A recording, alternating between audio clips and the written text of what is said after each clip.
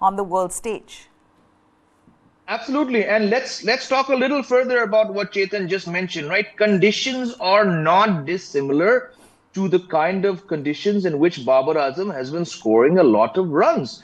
Where has Pakistan got a raging turner? Where has Pakistan got, conditions where it's early morning overcast test match situation? It's not.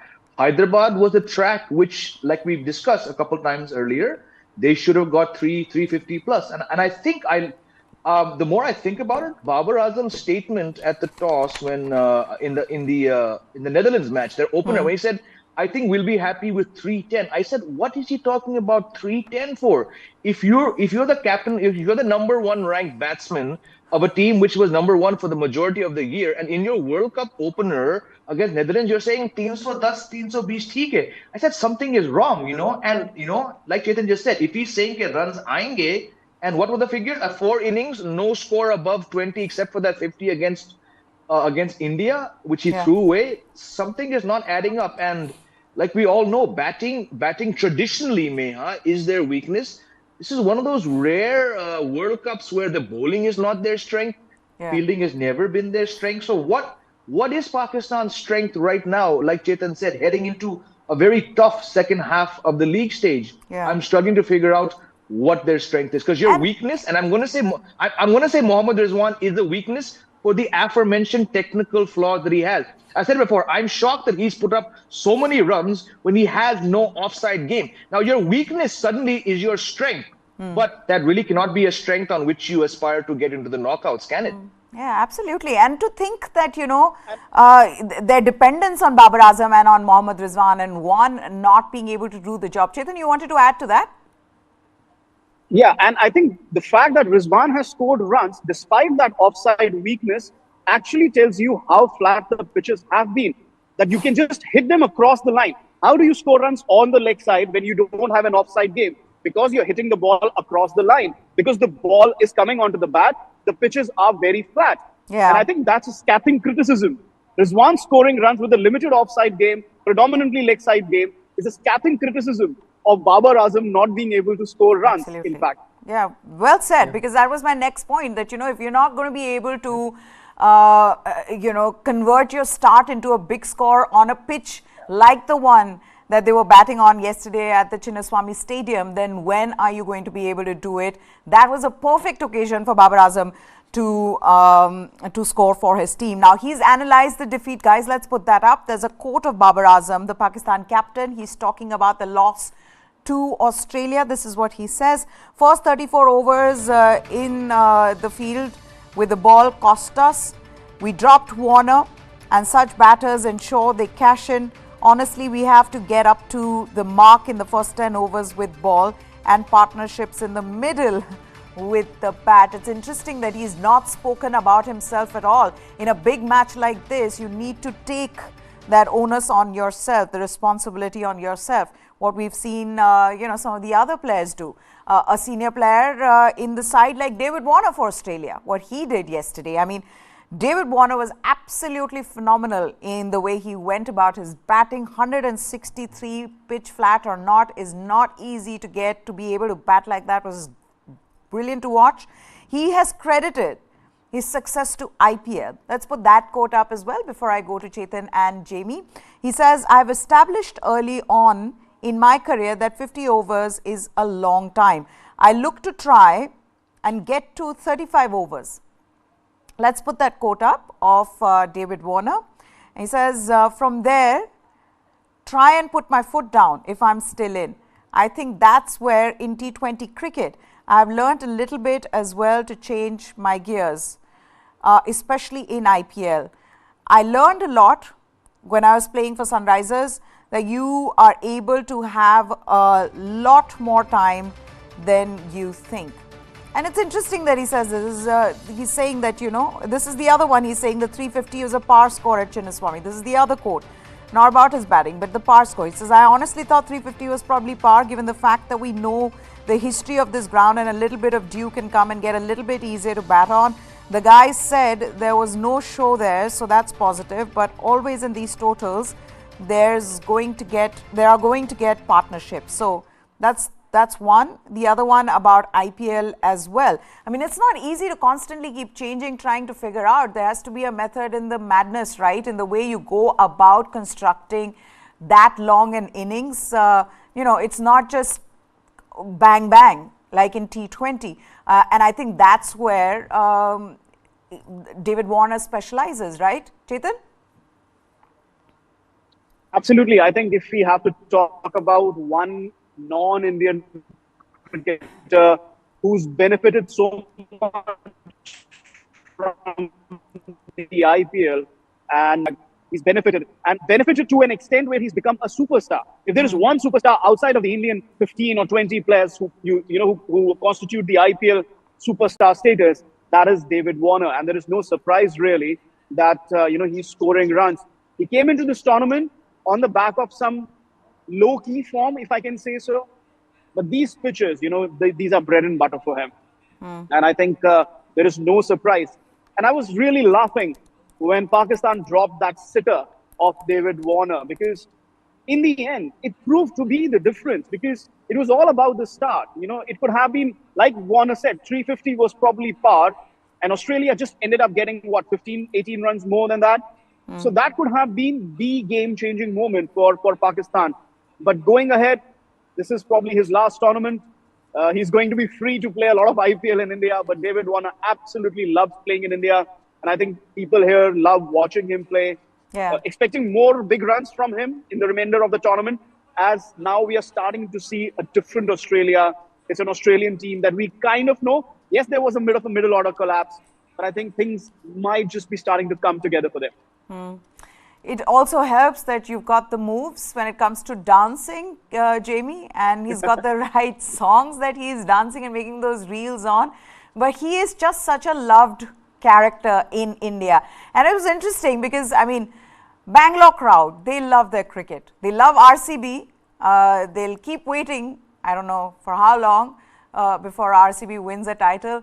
Well, it was nice to see that they were cheering both the teams. You saw that even when Pakistan, their opening partnership, the way they were batting, they got cheers for when they hit any fours. So I think we've also got to give credit to that Bangalore crowd, because we've seen that it was quite packed, the stadium. Absolutely. So a couple of things here, right? You need to have, again, I'm going to veer a little off track about the overall, one of the off-field narratives of people not coming to grounds, right? To get people to grounds, of course, you need the Indian team. I'm not going there. But non-India matches, I think the crowds will come more on weekends, first of all. And also when your grounds are centrally located, which is why I think I mentioned here on another show, Chennai, Wankhede, I'm going to throw in the Brabourne as well, though it doesn't host, but it hosts IPL matches. The Kotla and the Chinnaswamy are very centrally located grounds. Now, I lived in Bangalore, so I know the disaster of getting out of the Chinnaswamy after an India match and an IPL match, but it's still a very convenient venue to get to. So that's one factor. Plus, Chennai and Bangalore have always had very good crowds. Chennai I would say more knowledgeable crowds. But post IPL, Chennai fans will give you a good crowd. So that's not in doubt. Just coming back to the David Warner factor, this is something I said on yesterday's preview. After AB de Villiers, and yes, Chetan is right, AB de Villiers does not have the stats or the volume that David Warner does as an overseas batsman in the IPL. But after AB de Villiers, if there's one player so widely loved across India, to my mind, it has to be David Warner. From 1997 to 2011, Ricky Ponting did outstanding things, but Indians loved to hate Ricky Ponting. You don't hear the word hate or any spite or any ill blood, wish for David Warner. That comes from the volume of runs. That comes from just being, at least on the surface, open, happy. Like I mentioned yesterday, having a very solid social media game. And I think that's the one way where non-Indians can really connect with the Indian audience. So full credit for Warner for having that game, for doing outstandingly for Sunrisers Hyderabad for a long time. Also for the Delhi franchises, both back in the day. There was a match when he was playing for Delhi Daredevils. He didn't do anything, but he took 4 catches. And I remember watching that match, and the way the crowd was just backing this young bulldog who really had not done. I think he'd probably barely broken into Australia's team. But this sight of this bulldog running around, and taking 4 catches in a match that Delhi Daredevils won, it just says how far he's come and how loved he is. So I'm sure he really fed off the vibes yesterday when getting that 163. Okay, let's also listen into some of the fans. What did they have to say after that game against Pakistan that Australia played? Listen. Yeah, today's match, actually in the first half we thought it is a one-sided match, but Pakistan came back very well. In the last time, Rizwan and Iftikhar Ahmad was doing good. When Iftikhar Ahmad got out, then the match is gone. Rizwan can handle. There is no Virat Kohli in this team. He is the chase master. I'm very big fan of Virat Kohli. Very well, and Pakistan too. In the end, it was a pretty one-sided, but it was a fun match to watch. So came to see Babar Azam, but unfortunately he got out early. But yeah, it was a nice match, not one-sided. That was the excitement. Of course, we came to enjoy the match. We had a good fun. My little kid, this is the first match in his life. Inshallah, one day he will play for India. Okay? India! Bola. See, the match was very good. And it's always started because initially when they scored 2 centuries, it was a very good batting stage, but it was very entertaining and the crowd was very nice. It's not one-sided until about 35 to 40 overs. It was in good balance. But once Iftikhar got out, I felt that Pakistan would have won easily after. Could win. Winning by 73 runs is big. They lost 2 games, so it's very important for them to come back in the tournament. Australia is a kind of a team who actually is a really great team, has won 5 World Cups. So losing 2 matches in the first, now it's a great comeback from themselves. Of course, they're playing in India, so of course Australia will get more support, and of course Australian players are playing in IPL as well, so a lot of players are there, so they're supporting them. I feel so happy right now. David Warner and Marsh, they scored centuries, which was really amazing. I felt seriously happy. How did you enjoy the match with your family? Yeah, it was actually very nice. It was my first experience and it was very nice. Okay, you the team supporting Australia and Australia won the match, okay? So what do you say about it? I am very happy about it. I wish they win more matches like this. I thought of Maxwell scoring a century, but instead Marsh and Warner scored a century. So you're a supporter of Max? I'm really happy because Australia won against Pakistan, and Warner scoring a century, and even Marsh. You know what's wonderful to watch, guys, is that these are kids who are coming in. This is the future. These are the future fans, future players of this Indian team. And what was also wonderful to see was one of the fathers who had got his little kid for the first time and said ki inshallah ye India ke liye khelega. And we need so many more such kids coming in, Jamie, because, and Chetan, let me go to Chetan on this one because Jamie talked about the crowd before. But this is what we need right now for cricket as well. You know, it's all fine. Sometimes you take it for granted. Indians, we love cricket, but the next generation, they need to come and watch the game. They need to enjoy the game. They don't need to love the Indian team only. They need to love cricket. And which is what, I mean, I got that kind of vibe from the fans who would come to watch this game. And they do want to watch it, Neha. There's no doubt about it. Yes, it's just the World Cup and people want India to win and the Indian games are going to be absolutely chock-a-block full. But they want to watch other teams play as well. They want to watch England, South Africa. They want to watch Australia, Pakistan. People came to watch England, Afghanistan, and they love Rashid Khan and his teammates. And you know, Kotla, you know, it has been, I just want to say, it has been an outstanding thing to see the way Kotla has reacted to this World Cup. It's been done so well. The fans have come in. They've enjoyed themselves. You know, at the end of the day, it's a huge country with a lot of cricket fans. 1 billion people love cricket here. So they will flock to the stadiums. It's the responsibility of the BCCI to provide the right facilities for them so that they can enjoy going to these matches. It, for 9-10 hours, it should not be an ordeal for them. Pune, oh my God, it is probably the worst stadium in terms of access, in terms of facilities, and not just for the fans, for the media, everybody.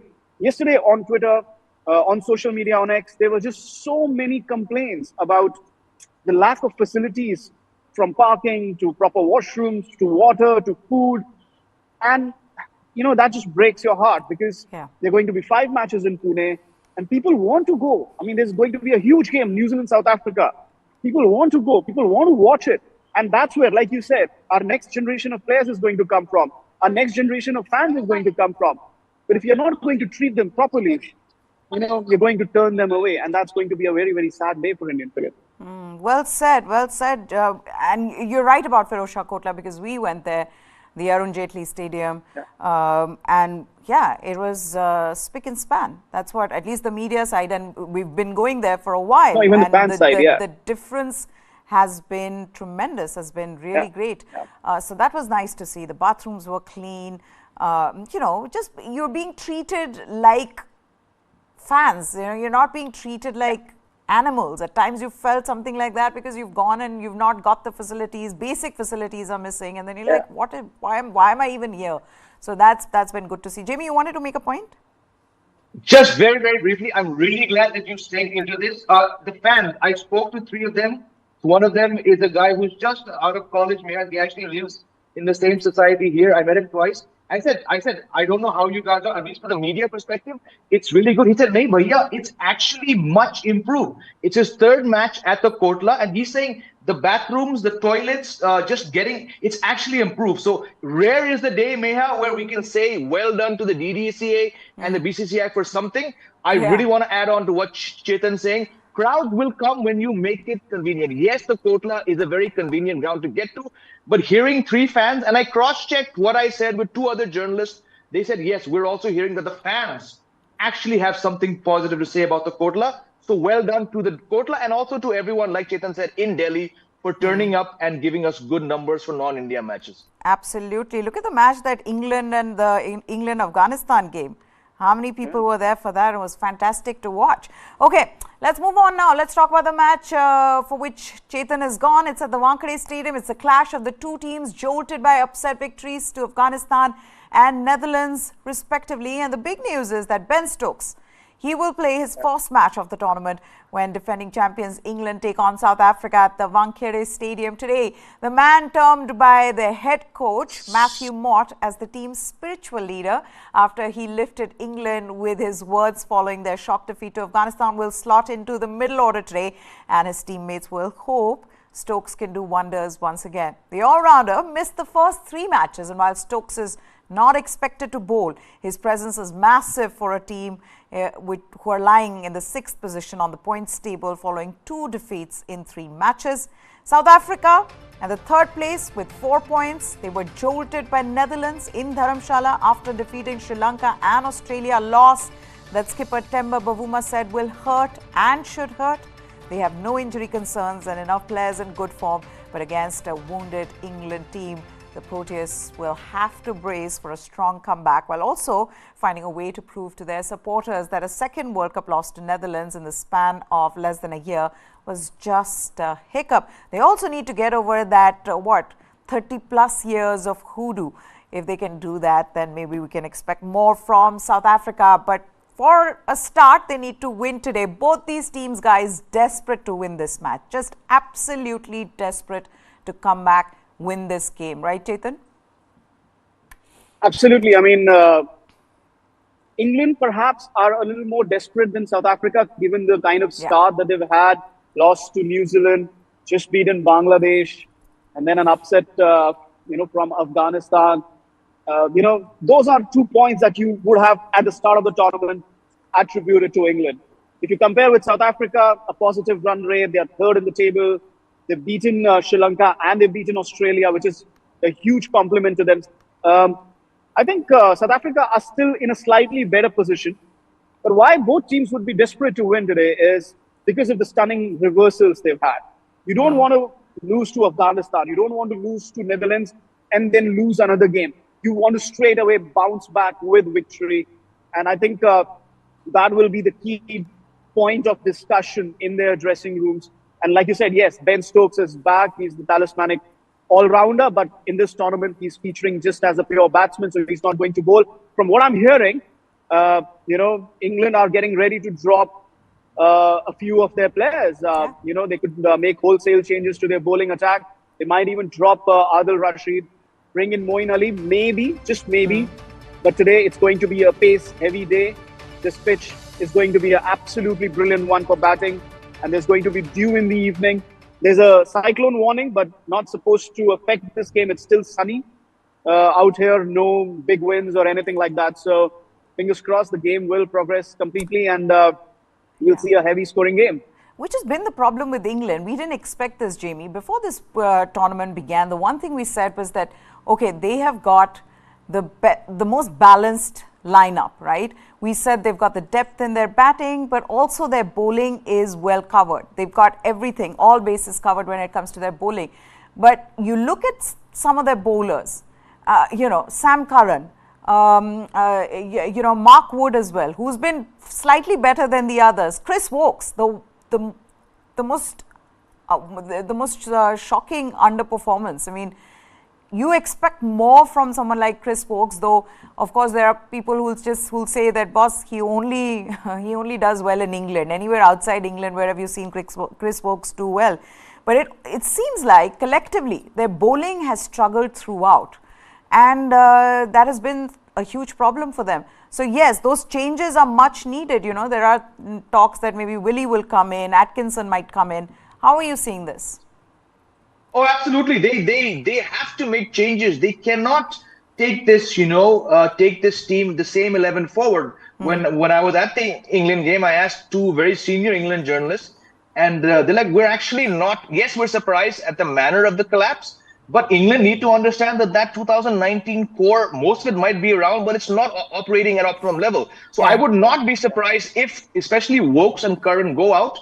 Toss is happening, so we'll know. The other update in terms of changes is that Chetan's favorite player is not leading today, South Africa. Aiden Markram will be captaining South Africa today. Bavuma's out. But look, I fully expect, and let's just briefly talk about Ben Stokes. We all know that Ben Stokes is not bowling. It's not a massive loss. What Ben Stokes need to do is lead as a senior player, as a batsman, and that aura. I think you mentioned Matthew Mott termed him a spiritual leader. A bit far-fetched, in my opinion, but that is when Ben Stokes is not bowling here as an all-rounder. He's there as a batsman. He's there as a fielder. He's not bowling. But the third facet is that aura that he carries. I was reading an article where apparently he led the pep talk after the match, after the loss to Afghanistan. They see him as this spiritual leader. By all means, he's going to have to do that because this team, like Chetan said, you lose 2 out of 3. Forget South Africa. I mean, very few South Africans will be backing this team, but England, defending champions, so many IPL players, the experience, a lot more pressure on them than South Africa today, Maya. So yes, as Jamie was saying, the news from the Wankhede is that Temba Bavuma, he's been ruled out of the match against England due to illness, and Aiden Markram, he will captain the side, the fastest 100 in this tournament. He will captain his side in his absence, and Jos Buttler wins the toss and England have decided to bowl. He says generally it's a good ground for chasing. So yes, that's the news from the Wankhede Stadium in Mumbai, where England have won the toss and have opted to bowl against South Africa. South African captain Temba Bavuma, he's out due to an illness, and Aiden Markram, he will captain the side in his absence. Chetan, let's talk about South Africa as well. Temba Bavuma, you've had strong views on him, though he's out due to an illness. How do you see this team faring in his absence? What are you expecting from South Africa? Because you're right that the pressure will be on England more than South Africa. South Africa have, except for the game they lost, the last game that they lost, they have won their first 2 encounters, whereas England lost to New Zealand. Yeah. Well, I think, like I said, South Africa are still in a better position if you want to shrug off a loss and say, okay, you know what, that was just an off day, a repeat off day, a normal off day for South Africa, but you still want to shrug it off as an off day. I think it's easier for South Africa because they've done quite well in their first 2 games, 428. That was a huge score. I mean, huge score. I don't think we're going to see a 400-plus score again in this tournament, the way pitches have started behaving. Australia squandered a good chance yesterday. But then beating Australia, both with the bat and the ball, the way they batted and the way they bowled, that was phenomenal from a South African point of view. So they will say, okay, you know what? On a good day, we've still done really well in this tournament. And they will want to back themselves to do better. I'm not reading too much into Temba Bavuma not playing. I still don't think he brings quite a lot to the table, especially in terms of captaincy or in terms of opening the batting. So we'll have to see how things go. I do believe that Aiden Markram is the next captain. I've seen this guy play cricket since he was 17 years old, and he came to Dehradun to play Red Bull cricket, campus cricket, and I've seen him play and I've seen him grown as a cricketer. He's absolutely phenomenal. He was given captaincy quite early in his career as an experiment, didn't work out because he needed to mature as a batsman, get more comfortable as a batsman, and then, within his role inside the team. But again, I'm not reading too much into it. But again, South Africa today, and I also want to say this, that England, while it's a good toss to win and they've obviously opted to chase, which is an obvious decision at the Wankhede, but I just also want to say, England are down and out. They're making so many changes. New players are coming in, new bowlers are coming in, a new bowling attack. So South Africa batting first can take advantage of that. You can already push, a team which is already down, you can push them down further with a great batting performance. And it's going to be an absolutely great batting surface. So if South Africa can post 350 plus here, I think there will be in a very, very good position. Again, I have the same problem. I don't know. Why do I think that England should have batted first, Jamie? You've got in new bowlers. You've got Atkinson. You've got Willie, right? Your bowling has struggled. And I know that you have the depth. If there's one team that has the depth to chase down a 400 plus total, it is England. Or you would think, because of the kind of class they have in their batting. But having said that, you might play a role, might not play a role.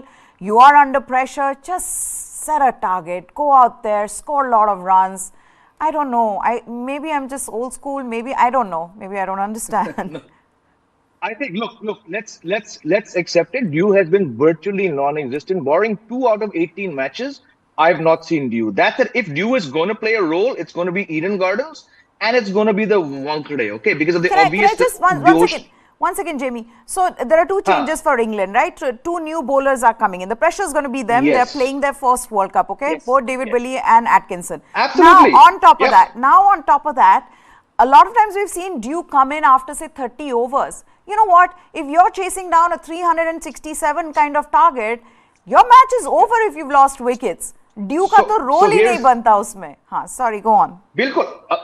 Again, had this been a fully firing England, up 3-0, I would have been far more comfortable with the decision. Right now, like you brought in David Willey, who despite being a good all-rounder has not really done much. Gus Atkinson is I think it's his second or third match. He's playing in India for the first time. He's playing because he's England's X factor. No one has seen much about him, and the guy is really quick, right? But I would have also, I'm going to go with you. I would have liked to see someone like Gus Atkinson been given the cushion of having 350 on the board, right? South Africa are a team that couldn't chase against Netherlands, right? I would have much rather see England back their batting depth and do it, because between the two, let's face it, in a misfiring tournament, the batting is doing marginally better than the bowling. But I get it. They're a bold team. They take risks. If there's one team which I'm actually okay with saying, let's chase, it's this team, just because that is the template under Owen Morgan, which has brought them so much success. And if I haven't seen Dew beyond literally 2 matches, it probably will come in. But yes, England right now needing to win every single match, I would have thought they would have backed their Johnny Bairstow, fantastic batsman, David Malan, form, Joe Root, the guy's doing so good. I would have said when one department is working slightly better, you're coming off a match where you couldn't chase against Afghanistan, aaj to bat kar lo. But I get the logic of chasing at this ground more than any other ground. Yeah, it's a difficult one. It's a difficult one also because, Chetan, it's going to be a flat track, So right in the beginning, there is every possibility. Hi, do you want to chat? Chetan, why don't you ask him? Yeah, sure. What are they expecting from today's game? Oh, hi. Who are you expecting to win today's game? Hopefully South Africa. I think so they're split. Can you hear? They're split. I mean, he says South Africa and he's saying England. So they're split. They're wearing Indian jerseys. So yeah, I mean, what do they think of Ben Stokes coming back? Ask the Ben England Stokes is guy. coming back. What do you guys think? Yeah. England is bowling. So, but these guys are late, so they don't know that Ben Stokes is playing or who's. England is bowling first. What do you think? Ben Stokes is coming back today. Very excited for Ben Stokes. Here for Ben Stokes, actually. He's here for Ben Stokes. Actually, I'm sorry, there's no microphone. So yeah, I mean, he's very excited to see Ben Stokes play. Yeah, selfie time. Come on, yeah, let's take an on-screen picture. Aram se lo. Yeah. Are they going to be coming for the India match at the Wankhede as well? Are you coming? Are you guys coming for the Sri Lanka match as well? Of course, is the answer. Cheers, guys. So yeah, they're very excited. We're expecting a lot of crowd here today. There was while we were doing the show, there was a bunch of kids. I think around 100 kids, all wearing those jerseys that we see on the curve. Those, like you said, I can tell the difference. So those are those jerseys. They were all wearing those jerseys. So they were all here. And they were chanting "Jeetega, bhai Jeetega, India Jeetega," probably unaware that it's England versus South Africa today. But it's Mumbai. It's a place where people love their cricket. So, and it's obviously a Saturday, right? So we're going to have a lot of good crowd here. And yeah, they're excited for Ben Stokes. And just to reiterate on the points you're making, I absolutely agree. And I said that as well. New bowlers, England already under the pump. South Africa wouldn't mind batting first. It's an absolutely beautiful batting track. Might do a little bit early on. If South Africa can just get off to a good start, 350 chasing, England again under pressure, might be another upset. Yeah, because this is what Markram said. He said, I'm very happy batting first. Looks like a good wicket. Will be a good wicket, especially after the power play. And then he has spoken about Temba Bavuma, how he pulled a pill, and it's unfortunate to lose him. And the loss, he's talked about the loss as well at the toss, saying it motivates you a bit. We got to reach back to the standards we'd set previously. So it'll be interesting. We're still waiting on the playing 11, but we do know the changes for England. There you have the playing 11, the changes for England. Ben Stokes has come in. Willie and Atkinson have come in for Wokes and Curran. So those have been the changes. Their spiritual leader is back. He is going to be playing today. So that's good news. And one of the reasons, I think, you know, when Virat Kohli also says, Jamie, that his favorite cricketer, current cricketer, today, if you ask Virat Kohli, says is Ben Stokes, it means something. And it just goes on to show how good a player Ben Stokes has been. You know, we were talking about Babar Azam and we were saying how on a big stage, when your team needs you, that's where you need to stand up. Now, if there's one player who epitomizes that, is Ben Stokes for England. Look, a lot of people have gone at me saying, "Oh, wo thoda underrated hai." I just don't get where it comes from. Look, the guy's dealt with injuries. He punched a locker. He should have had one more World Cup to his name. He punched a locker and missed the 2015 World Cup. But man, like I said on one of your shows a few months ago, if you can count among your achievements, 2019 World Cup final, literally 6 weeks later, 2 months later, Headingley, and last year's 2022 T20 World Cup final. If you can count these among your greatest achievements, you've done something spectacular. You know, I said there are certain, I'm not taking names here because I'll get trolled. There are certain legends of the game still playing which cannot in their dreams achieve what Ben Stokes has done. And let's face it, there was luck, there was divine intervention, just like Maradona in '86. Ben Stokes had divine intervention in the 2019 One-Day World Cup final. Nathan Lyon missed a collection at Headingley 2019. But this is what these rare players do, right? I'll say it one more time and then I'll wrap up. 2022 World Cup, Chetan was there. Ben Stokes didn't do a blooming thing. We're like, ye khel kyun na aaye? But come the final against that revved up Pakistan team, who's 51 not out? Ben Stokes. This is why Matthew Mott goes a little OTT and calls him spiritual leader. Iske upar kuch hai. So, like I said, Headingley, Lords, and where was the final, Chetan? MCG or kahan tha? MCG, right? MCG. Yeah. MCG. If you can, you can count these, he's a freak. Yeah, absolutely. He's God's favorite child. He's God's favorite child. Now I know what you both are trying to do. You're going to you're trying to keep talking so that I don't ask you for predictions. We are running out, guys. We don't have a show at 6. So let's predict the match so that I can put you guys on the spot, as I love doing, tomorrow at 1. Chetan? I think England will win today. I just have this, I want to say South Africa, but I just have this dil kehne wali feeling jo hoti hai na, I think England will win today. I think the tournament needs England to win today. Okay. Yeah. Jamie? South Africa are going to underperform and get around 315 when they're going to look for 375, but England are going to pull off a thriller. Hopefully, we need a thriller. How badly do we need a thriller in this World Cup after all the one-sided games that we've seen? Even upsets have been one-sided in the tournament, and we're trying to see whether ODIs remain relevant. So behind that backdrop, please, let's get a thriller, guys. Thank you so much for joining me here, Chetan Nirula and Jamie Alter. Chetan's going to be watching it in the stadium. Hope you get to see, maybe, I don't know, a brilliant innings from Ben Stokes. Huh? Yeah, and obviously I love watching Josh Butler play and Aiden Markram as well. So yeah, Josh Butler, one of the finest batsmen, finest white ball batsmen I've seen. So I'm hoping he gets some runs. Yeah, Josh Butler, Johnny Bairstow, you're going to be watching all the action live. So yes, I hope you get to see all of that and enjoy that. Thank you so much, guys. That's it then. We've got to wrap this up. Hope you like our programming. If you do let us know in the comment section below. For now, goodbye. Thanks for watching.